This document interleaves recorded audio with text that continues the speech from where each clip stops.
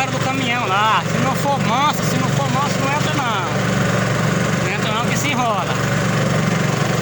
Pra você subir ainda vai, ainda é bacana porque é devagarzinho, mas na descida, meu compadre, você vendo o embalo da água pra fazer essas curvas aqui, só mesmo os caras que já entendem. Tem costume de subir aqui, olha aí. O veguinho só cai da canoa, mal, ó. Pancadas da água aqui forte. Só que tá bom de subir ainda. É mais pro mês de setembro, outubro. Aí é que o negócio aqui é a rocha. Aqui tudo fica só aquele trechinho do barco mesmo. Tem muita pedra aqui, tem muito pau, muito engancho, velho. E tudo tá escondido ainda.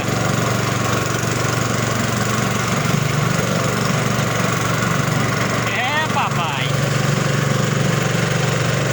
Tem um pezinho de tuari ali atrás, aqui quase da rua, só que ele não tá jogando ainda não. Já dei uma olhadinha nele já. Aqui nessa região nossa é muito rica, tem muitos tipos de espera e tudo perto da rua.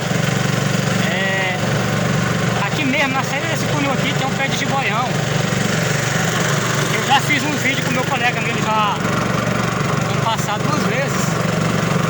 A gente foi, não conseguimos gravar, filmar o abaixo, a gente viu o barco. Aqui que vem a Matopaca, bem aqui nessa descida, esse furozinho aqui. Então assim, não se der muito é 800 metros da rua aqui, não dá nada. Não dá uns 600 mais ou menos, da rua aqui, dentro da rua praticamente. Até tô achando estranho que não tem ninguém banhando aqui, que todo dia a gente tomando banho aqui. Por ser tão perto da rua, a galera gosta de vir passar o fim de semana tomando banho e tal, acampando com a família. É muito gostoso, muito bom mesmo. Pra quem curte esses tipos de lazer, moça, é top. Olha pra você ver. Pancadinha d'água boa. O motorzão vai aqui só contando, de boa.